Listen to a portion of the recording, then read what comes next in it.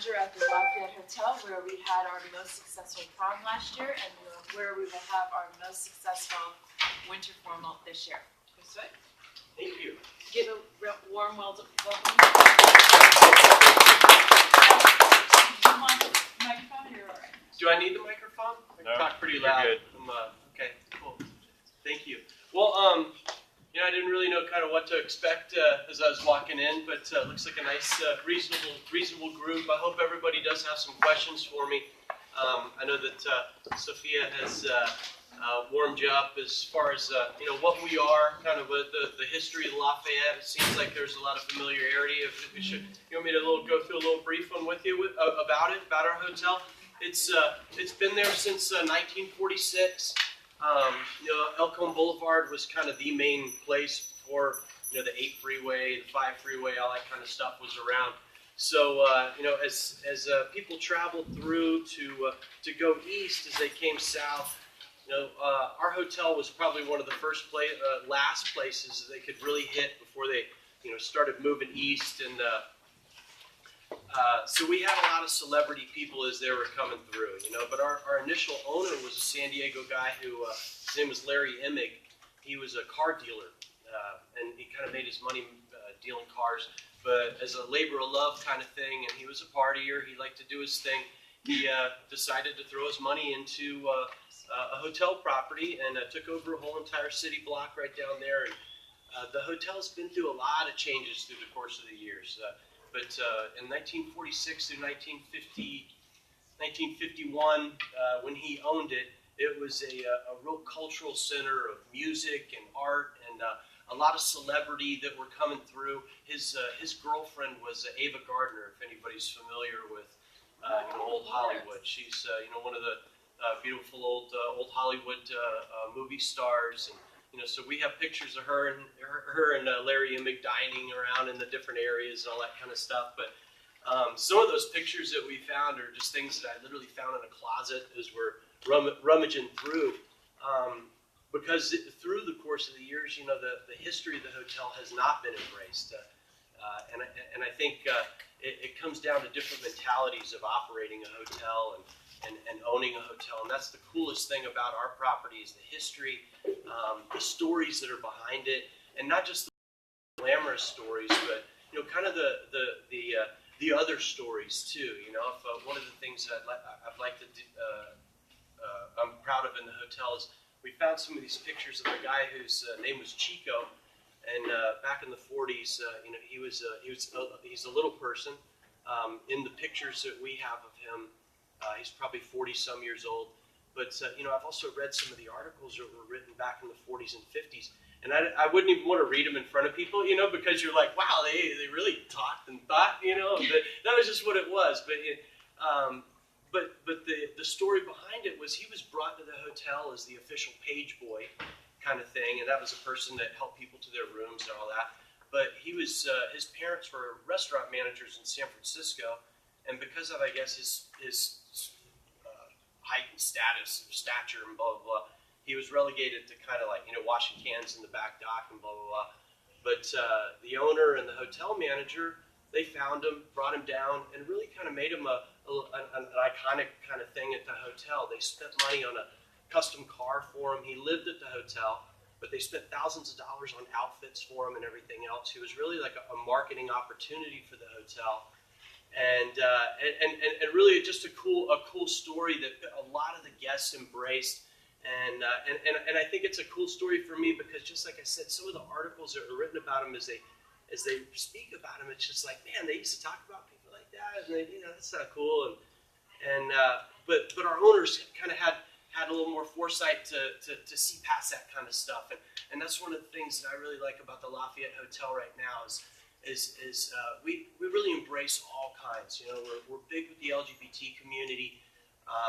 We're you know, the North Park University Heights Hillcrest area is just such a great area that's really resurging, in my opinion, just from art and culture and music especially. And that's one of the things that we're really trying to embrace is a musical culture and getting people in for, you know, not just heads and beds concept from a business standpoint, but you know, food and beverage opportunities and cultural opportunities. We have San Diego Made, which is a group out of University or Barrio Logan, and they do they have music and artists and artisans and makers, and they make all these handmade jewelry and all these. It's a conglomeration of all these kind of unique people, and so we feature kind of trunk shows on Thursday nights for them.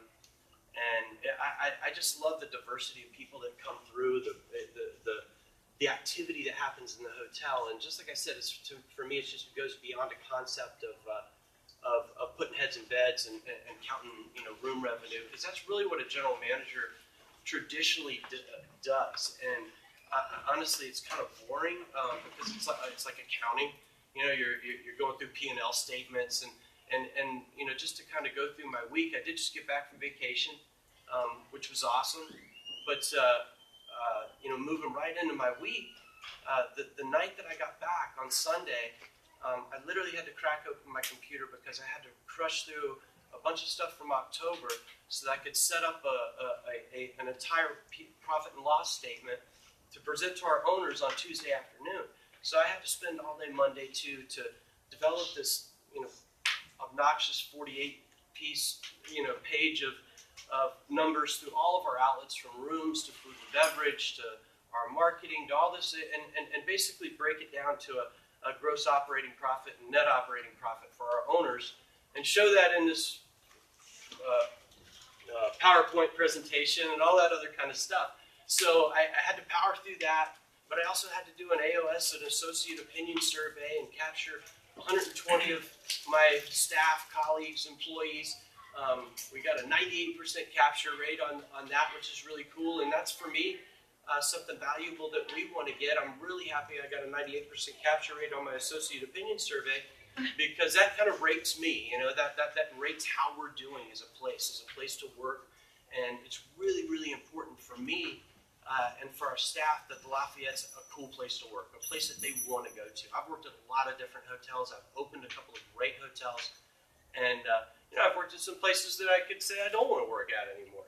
But I think the experience of all those different ones have kind of put me in a position of being in a leadership position at a really cool place that I really enjoy right now. So I feel really lucky to be a part of, through my roller coaster ride of a career, to be at a place like the Lafayette right now, where I just do feel so fulfilled, so rich, and different things that we're able to be a part of, not just because of our neighborhood, but because of our partners.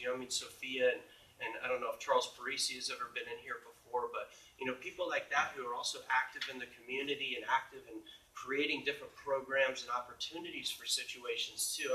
It does take action, and that's one of the things for us as in the community. The Lafayette is really in that University Heights, along with a business surge. It's also a cultural surge, so we lead the way in a lot of our, the North Park Business Association, Hillcrest is a business association. So, I go to all those meetings. We talk about all these different things, the homeless issues that are going on around, some of the more serious, like the sex trafficking issues and different things like that we deal with and we see. As business owners and managers and operators, we don't ignore. We can't ignore anymore, and it's really cool for me to be a part of a very active community overall. There's a lot of things about the Lafayette. I could sit here and talk about a story about that place all day long, about things that we've done, about trends in the industries, if you want to talk about or discuss any of those. I don't want to sit there and kind of, bore you with a lot of stuff that I talk about, about my day-to-day job, because a lot of it is a lot of analysis, a lot of number crunching and stuff like that. Even though that might be some of the non-glamorous portions of it, they're important parts of it. But being adaptable, I think, is the main key to being successful in the hospitality industry. Humility and adaptability, are the two things that I think about all the time, as I'm faced with all these different things that I deal with on a day-to-day basis. I don't know everything, and I can't pretend to, and when I start to, that's when I start to fail. So, any questions? Yeah. Can you outline a typical day for a general manager? Yeah, and that's schedule management is very important. It's one of the I do. I do like my cell phone. I do live by my calendar kind of thing. It's one of those things like, even being here this morning, it's important to me to, be out in front at 10 minutes still, and I should just be here at 8 o'clock. So I do try and plan my day out, you are hit with different things, but I try to stay on point, with what I really commit to. Another real important thing to be able to do and learn that took me a little while, and don't be obnoxious about it or anything, but learn to say no. You'll have your commitments to certain things, and it's important not to overload yourself, because your attention at that point to that certain commitment or appointment or whatever it be, whether it be personal or professional, take it seriously. And so, my day really it starts early. I normally get up about 4:30, 5 o'clock. And for that reason, I just like to start my day in the right way. If you'll start to read different kind of things on how to be successful and how to do this kind of stuff. I like to drink lemon water in the morning. I like to work out a little bit. I like to pet my dogs and stuff like that. And kind of, it's an opportunity to disconnect and not really have to. I think about a couple different things, but besides work. And right around 6:30, 6:45, I kind of start. I'll look at my turnover report from the night audit the night before. Kind of review different things like that. Sometimes those have issues that need to be addressed immediately. So it starts early. I get into the place. I go get some coffee. I talk to the restaurant people. I kind of make sure that everything's going on. I hold people accountable to their name tags, to their grooming standards, to uniform standards and different things like that. But that's one of the cool things too at the Lafayette. We're not a branded hotel. And I've worked at branded hotels, the Hiltons and the Marriotts and all that kind of stuff. And man, it's strict. They're very stringent. And two of the hotels that I've opened, the Laboratory Pines and the Grand Del Mar, 5-star, 5-diamond places. And you work in there, and it's like it's very close to a military kind of atmosphere. The expectation's high. The service levels are high. The verbiage is very detailed and expected. But the cool thing for me is that you don't have to be a 5-star, 5-diamond kind of place to give that expected service. And we really focus on wow service kind of opportunities, and taking individual opportunities and creating service experiences out of those. That's really you're just going above and beyond in those. So it's working with the staff and the team of directors on a day-to-day. I meet with a lot of my director of food and beverage, my director of sales and marketing, my director of sales and my director of marketing, my director of catering and conference services, my director of engineering. I have a CapEx list of a 70-year hotel that's a mile long, so I deal with contractors on a day-to-day type of basis. Again, I drink a lot of coffee, but it's a busy day, and I really can't define, and it's because it's not a banker's hours. It's not like I can't say that I sit in and just and work on the computer from 9 to 11, because I don't. I get pulled away for all kinds of different stuff. Yes. So I know we work up at Lafayette, and I've been there. It's really nice. So, how many people do you deal with daily, and how do you handle that? They come and sit in your lobby. Yeah. It's a real sensitive thing. Homelessness in the neighborhood, especially. It's a sad thing. I try and be very compassionate to them, but at the same time, I have a business that I have to run. I have guests that have expectations, and the thing is like there are services available to them. A lot of them have some real mental situations that I don't understand. I'm not a psychologist or anything, but I try I try and be sympathetic to that in my approach to them. A lot of it, I'm a very, you know, and I'm sorry, I don't like to make it sound like I'm patting myself on the back. I'm a very active GM. I'm a very active person. I'm out in the front a lot. I put myself out there a lot. I absorb a lot for the staff because I want to do that. And maybe it's because I know how to deal with it. I feel confident that I know how to deal with it. But so I do deal with a lot of homeless people. I head them off at the pass. I let them know that I'm there. I let them know that I know they're there. I approach them. I approach them with respect. Sir, ma'am, how you doing? Even at that point, there's some that just are completely irrational. I get insulted, blah, blah, blah, blah, blah. But you have to move them along. And at the same time, one of the things that I found is engaging in conversation with them.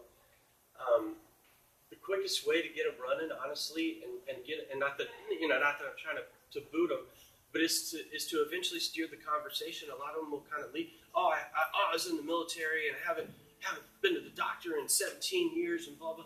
Well, if you're in the military, you would have gotten military benefits, right? So I mean, how come you're not at the VA? Do you need to ride to the VA?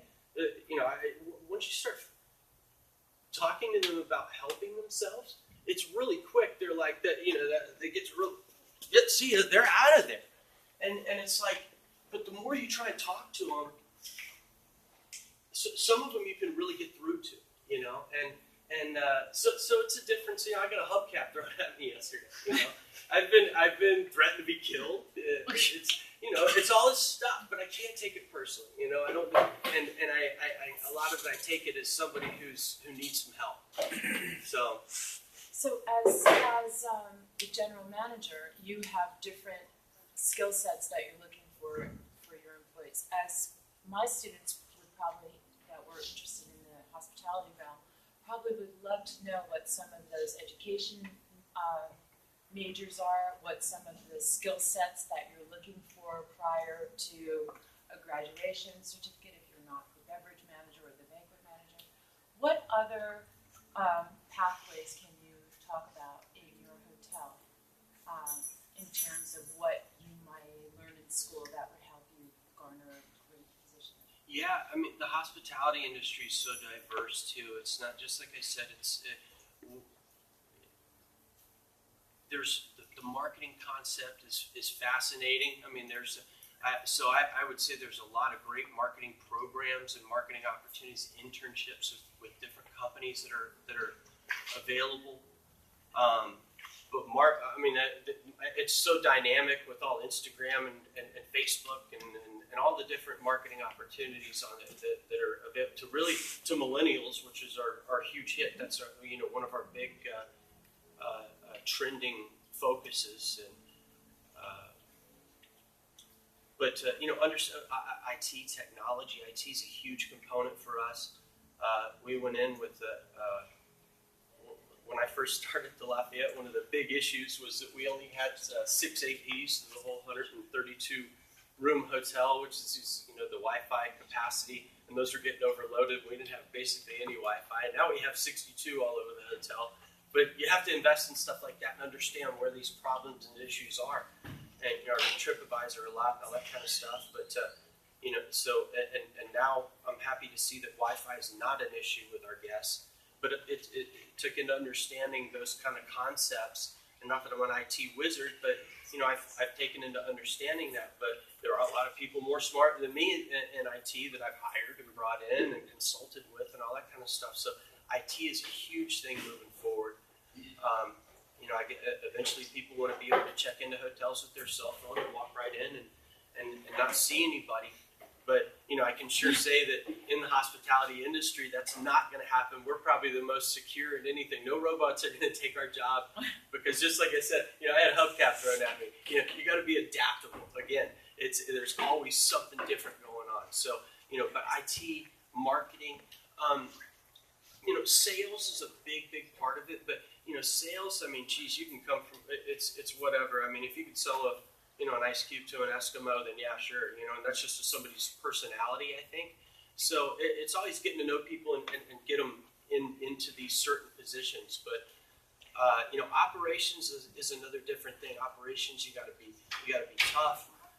Business management's a great thing to go through. It just helps you be organized. It helps you understand inventory, analysis, that kind of stuff.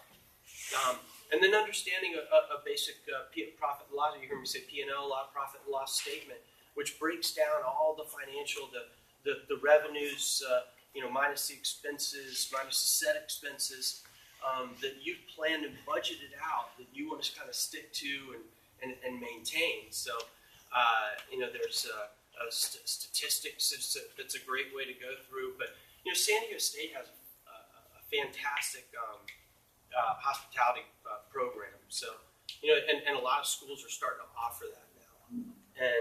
And I'd say it's a better avenue to take than not, if you want to get into it. I mean, education's really the whole thing. And magic definitely doesn't happen. Hard work happens and results come from that. I would never say that, people just get handed jobs. It's, you got to work at it and find the right program for you. But, a lot of times in hotels, and from a general manager standpoint, you just have to be able to deal with all these different things and different personalities and different technical personalities. My IT guys and my accounting guys are a lot different than my sales guys, and we have different relationships and work in different ways, So, but I have to motivate all of them, and so. Any other questions? Yeah. What's the number one issue you say you're trying to improve on at the hotel? From a business standpoint, I'm going to walk back here and get a drink of water while I talk too really quick. I'm sorry. Yeah, of course. I should have It's okay. brought you one. I'm sorry. I end up talking so much and my mouth will get dry. I actually should think of bringing water again.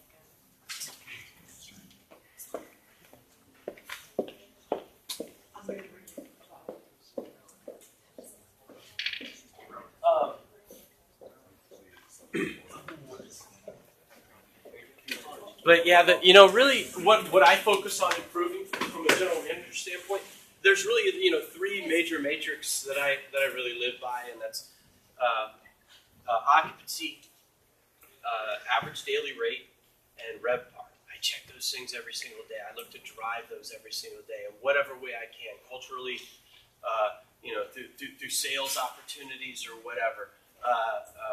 My RevPAR is a revenue per available room. It's kind of a concept based on dollars, that ancillary dollar, that extra dollar, on top of my hotel rate. So if I'm getting $129 a night, my RevPAR I can expect to get maybe about $65 out of that guest too, from food and beverage opportunities to my other outlets, to my concessions next to the desk or whatever.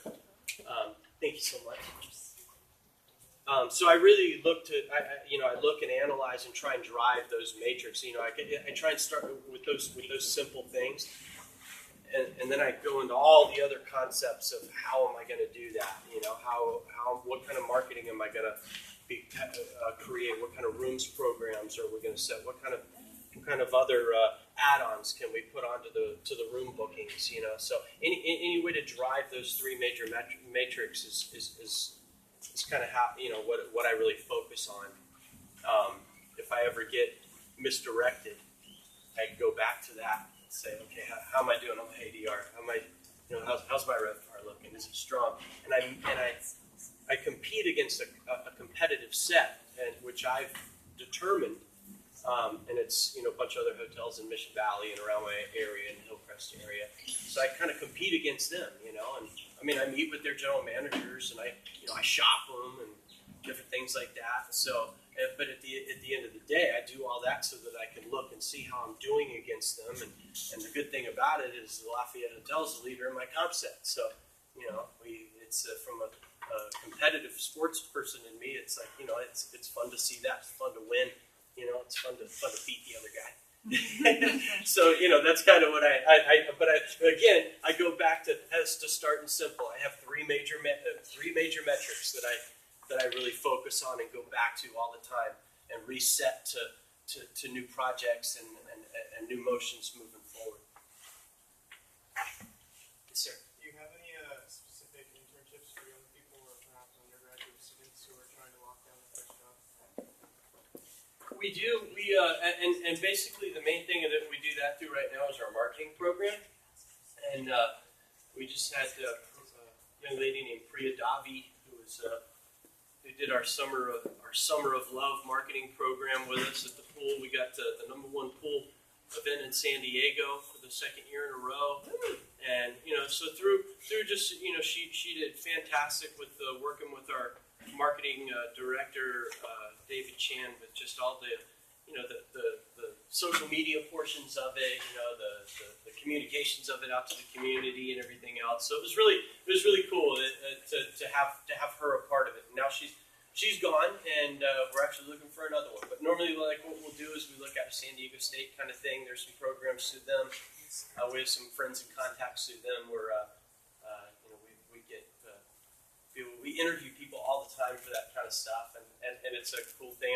That's one of the things I really like to try and do is make myself available for appointments. Of course, it's hard to get drop-ins, but to meet with people and talk to them about what they want to do. So yeah, and even if it's not at our hotel, or maybe try and get them in a direction or contact with where they can get one too. So yeah, but we do one for it's hard to do a lot at a smaller hotel, but I know Hilton and some other places we've had 5 or 6 interns running around. So. Sir. So I was reading an article on how sex traffickers would abuse the way that a hotel structure is to use their rooms for their whatever crime they're committing on that day. How has the been addressing this, or it's something that you not noticed yet, has been addressing this issue of possible sex traffickers entering and using their facilities for their actions? Yeah. Well, there's I'm sure everybody's been from San Diego, right? You guys are all San Diego kids, right? Everybody, for the most part, honestly, El Cajon Boulevard's been a weird place for over the last 30 years, probably. Over the last maybe I was going to say 10 to 15 years, it's really gotten better. It's really improved, but there's been there's been that issue of prostitution and different things down there at the Lafayette. There has been a history of that too. I'd probably say 15 some years ago, and it was there's even one of the restaurants where it was, I guess it's been known, where you would be able to get early morning prostitution services.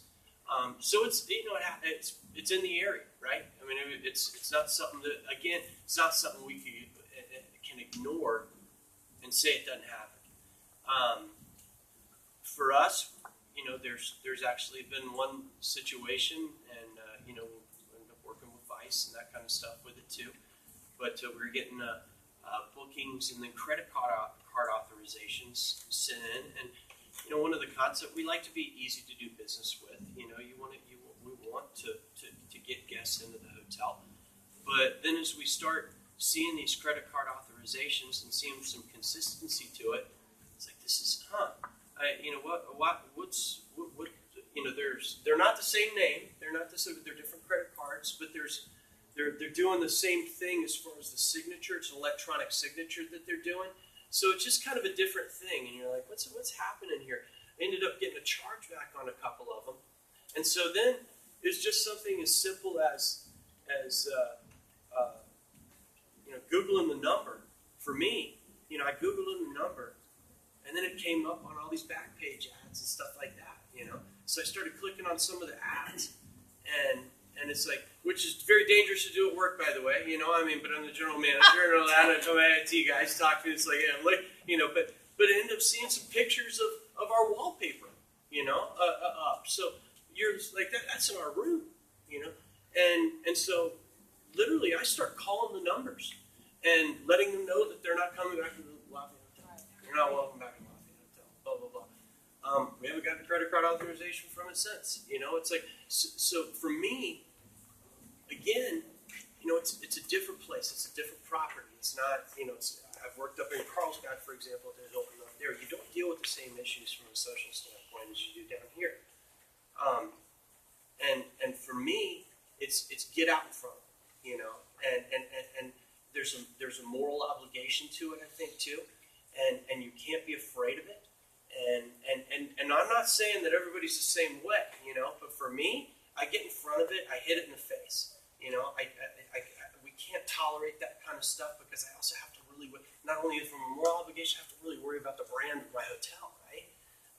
The fact that people want to come in there and people who want to spend, you know, people want to spend $59 a night. Yeah, they don't care about that kind of stuff. I need people who want to spend $159 a night and more. So I have a lot of things that I need to work and do. I can't have that kind of stuff happen in my hotel. I can't have that stuff happen in my city. I can't have that stuff happen in period, right? So I get out in front of it in any way we can. So we've done a lot of work in corporate social responsibility, and we commend you for going above and beyond and looking at something that just could be a revenue stream if you weren't looking hard at the members. So we appreciate that in our city and our state, and we need more people like you doing things like that. Has the Lafayette Hotel had any setbacks, and and what have you, as a general manager, done to recover from them? You know, recovery happens. You know, it's just like you know, stuff happens, and just from a setback standpoint, just an individual situation, we actually had one of our policies now is we don't do smoke machines in any of our rooms because apparently our smoke sensors are sensitive to certain kinds of smoke machines. And we had a wedding going on, and I was there. It was a beautiful, beautiful setup. Everything was going on, you know, the decor was great, the bride was beautiful, everybody was happy, and they got married, and then they're having drinks and the reception, stuff like that. And it was like a weird kind of carnival theme kind of deal. And they started doing the smoke machines that we had tested. And then, but at this point I was like, oh, everything's great. You know, I'd been there since 6 in the morning. It was about 9 o'clock. Everything was going good. So I leave. I'm literally in my car 5 minutes away. My assistant general manager, Gustavo, calls me and he's like, Chris, the sprinklers are going off. The freaking sprinklers start going off all over this wedding. So I run back, park the car, because I'm just right around the car. I run back. The sprinklers are still going off. We have to set it. The bride is drenched. Her white dress is covered in like the first initial black sludge of the sprinklers that come out. The mom is screaming at me.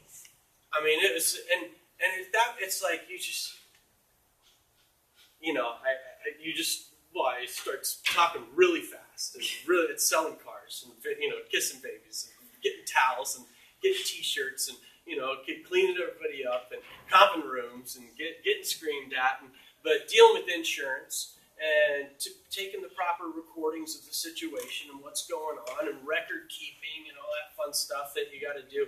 But you really break down and make a timeline of everything. But initially, insurance is going to help me recover from that. A lot of butt kissing is going to help me recover from that, right? And just accepting the fact that stuff happens and I have to manage through it, right? But we have setbacks all the time, you know. And whether it be, that's just an example of an operational kind of setback, you know. I mean, there's financial stuff. You know, a month might not go as good as you want it to. You know, you might have projected to make $50,000 in a month, and you only made 40, and you got to tell your owner, sorry, man. I'll do better next time. And with some owners, they don't, you know, it's not good enough. With some, it's like, hey, I know you worked hard. Keep it going. So you just got to be able to react to your different owners, too. Anybody? Yeah. So this isn't more of like a question as what your job is, but I know that there's a piano in your lobby. Yeah. And last time I was there for our prom last year, and I really wanted to play it, but I didn't know who to ask. And I was thinking that if I got a signature from the general manager saying that I could play it next month there, that would be really cool. Can you play the piano? Yeah, no, he's awesome. If you can play the piano, then I'm down. I don't care. Rowan, why don't you give him on the back, at the end of the thing, a little concerto. It's one of those things, you'd be surprised with some of the characters that want to come in and try and play the piano, you know, but but absolutely, no, I'm fine with that. That's one of the things too. It's like we do have that cool piano in the lobby, and And there are some people who you wouldn't want on the piano, but there are a lot of people that you would want on the piano. And I love it when I love to walk into the lobby and hear music playing.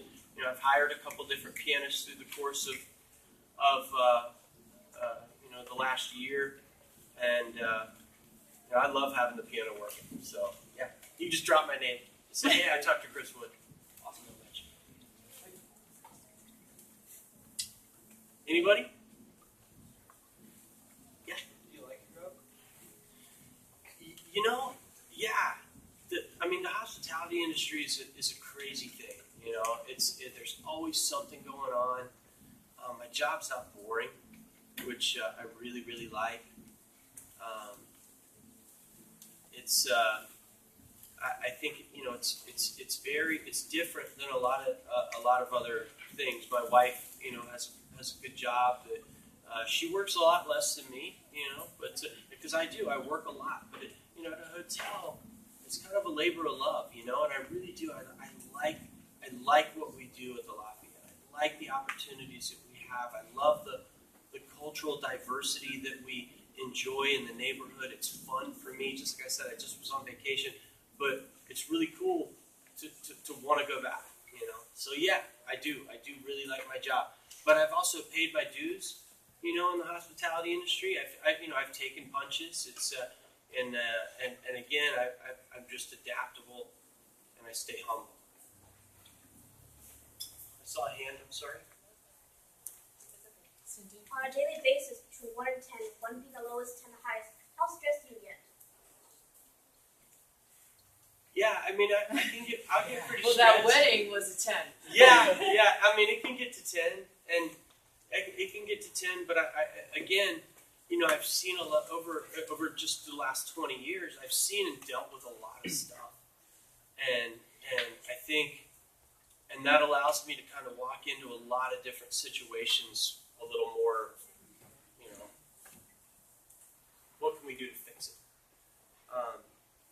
I don't like to get stressed. I don't like to get mad. I don't like to yell. I've been in that, and that's kind of stuff is something that I hope none of y'all experience as you move forward in your professional thing. It's like that's an old school dinosaur kind of thing. Is get pissed, get angry, and start yelling at somebody and being demeaning towards people. That's something that's not a part of our work culture. And as we move forward and want to recruit, people like y'all, young, savvy, travel-minded, open-minded people, we won't want you to have to deal with an industry like that, So yeah, you can get pretty stressed. Guests have expectations, and just like I said, I want to meet those expectations and exceed those expectations. So, and eventually, it's for financial goals, it's for personal goals too. But it's to drive an industry as well. So yeah, you just got to deal with the stress. You got to deal with what it is. Okay, so I know Jimmy asked about the internship, but there's a lot of hotels that offer jobs for 16, 17-year-olds. Do you guys do that, or anything? I have a Jesus Segala at the front desk. He's 17. He's we have a work permit and stuff like that. You just can't work past certain hours and that kind of stuff. But yeah, no, we'll do that. You just go in and fill out an application. At the front desk. So, what's the most popular thing going on at the hotel right now? The most popular thing?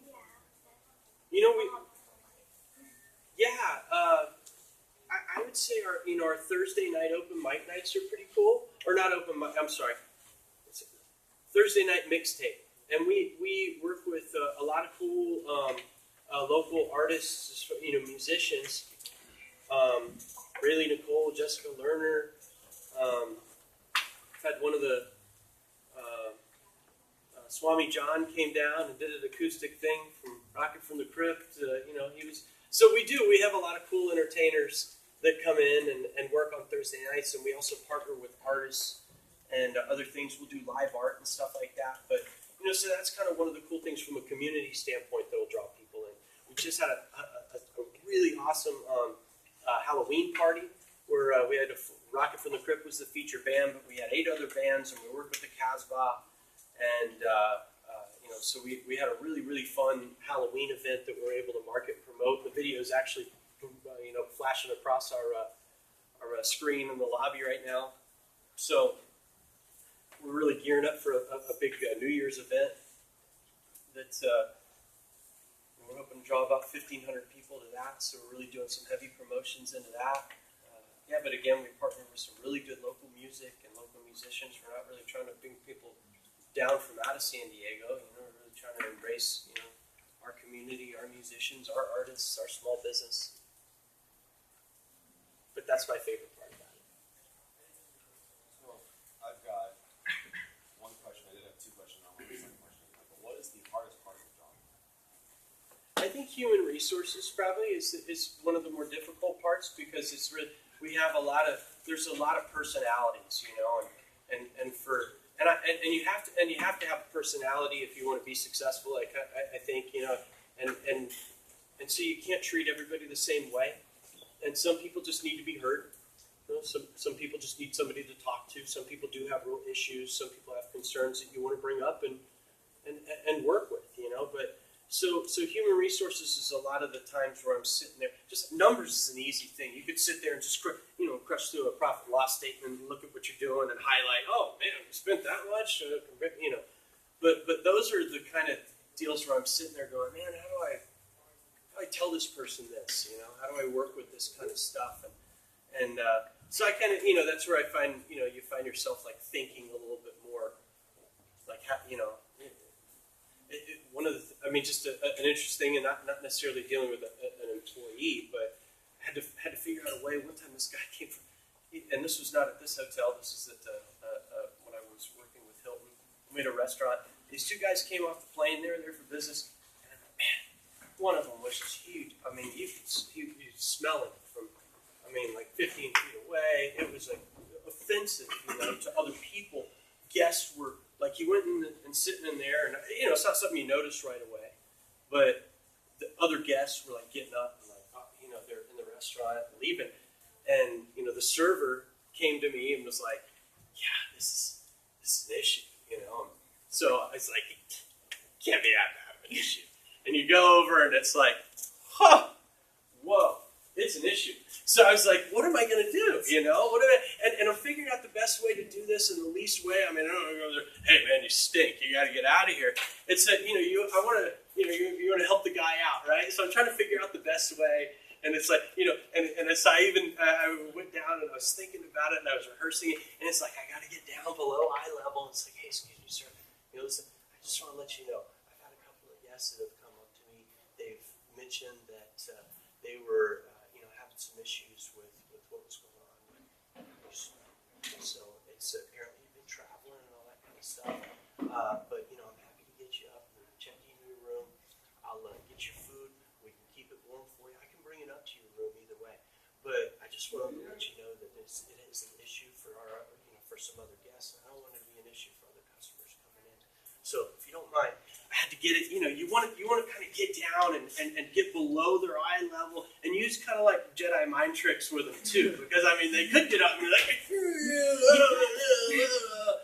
and which people will do, but you have to also, again, you can't chicken out on it, right? You can't. You have staff that has expectations too. They, server doesn't want that in their area. They're there to make money, right? And they, so you have to do it.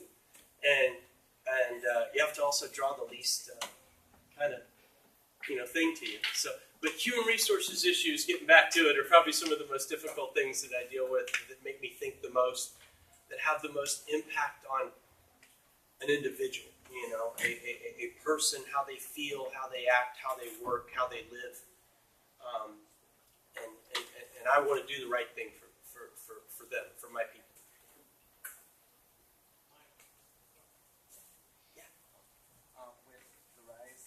Services such as like Airbnb, how has the hotel been sort of promoting themselves so that they don't lose customers from those types of services? That we don't lose customers to this. We're going to, and it's competition happens. I can't be everything to everybody. I try and do what I can do best, what I have control over. I think a lot of Airbnb people, you know, it is what it is. I mean, I've done Airbnb before, and you know, it's pretty cool, but you know, it's also kind of weird, being in somebody's house and stuff like that. And I like going. So you eventually, if you're going to pay for a hotel, which are competitive with the hotel's prices, it's not like you're getting this tremendous discount or anything. You know, you kind of like housekeeping, right? You kind of like you know, if you're paying for it, you kind of like somebody to come in and turn your bed over and do that kind of stuff. And you know, and a lot of Airbnb, I mean, it's a risk too. You know, you get some of these they're not well taken care of. They get kind of, you know, they get trashed. I mean, a lot of people kind of go to Airbnb because they want to jam a bunch of people in the house, it seems like. But just like I said, I mean, yeah, I'll compete against them. It's like there's a ton of things that pop up every single day that are a threat to me losing business. But just like I said, I try and focus on what I have control over.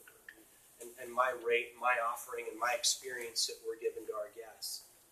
And you know, I talk to my colleagues until I'm blue in the face about what's expected and what we need to do, and how they need to improve, how I need to improve, and, you know, how we need to move forward together. Yeah, so I try not to think about Airbnb a whole lot as far as like a threat. It's you know, just something else out there. Well, I think we're probably pretty much concluded, but I want to tell you that we do a lot of research in adaptability and how that makes for great entrepreneurship, intrapreneurship, and you really drove that home to me. We're so happy for that. Also, the addition of humility, which we work with just in promotion every day. Yeah. And I like the SWOT analysis because it's important to understand the strengths, weaknesses, and everything you need for it. Yeah, yeah. Could we give our speaker?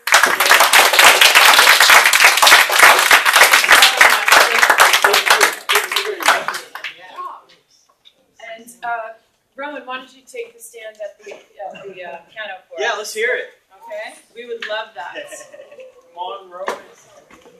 Are we going to go Rowan? Thank you so much, students who are here and making questions. Yeah, thanks everybody.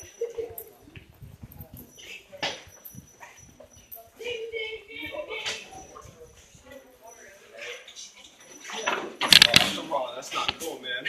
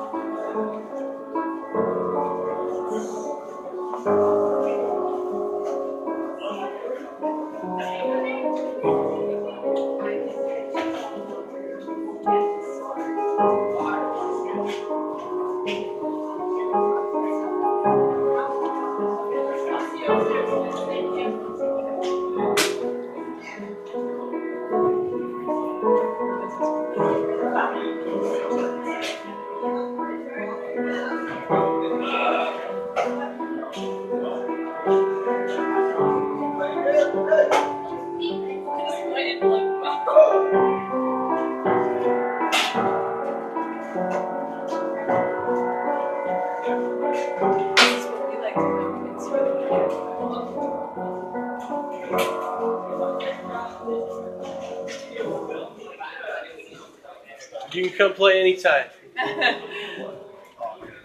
And I want you to wear the Slayer t-shirt too when you come in and play. That's what I want. I'll look you out. Thank you.